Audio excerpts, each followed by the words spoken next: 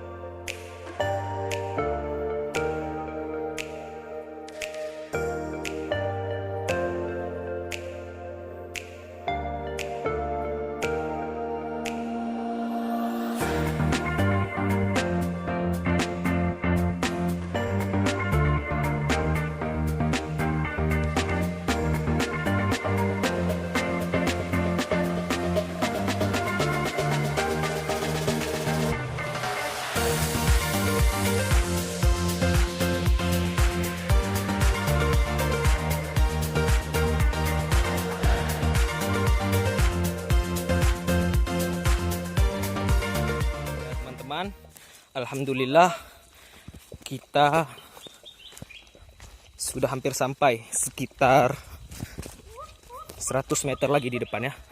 Bisa dilihat itu Sana sudah terlihat pantainya. Oke, jangan kemana-mana, terus saksikan keseruan kita di Lok Matai. Wah, indah sekali teman-teman.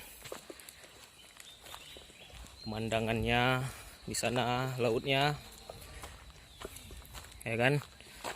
Akhirnya kita sudah sampai, sekitar kurang lebih 30 menit perjalanan. Walaupun tidak terlalu jauh, tapi sudah cukup untuk membuat kita agak kecapean ya. Bisa dilihat.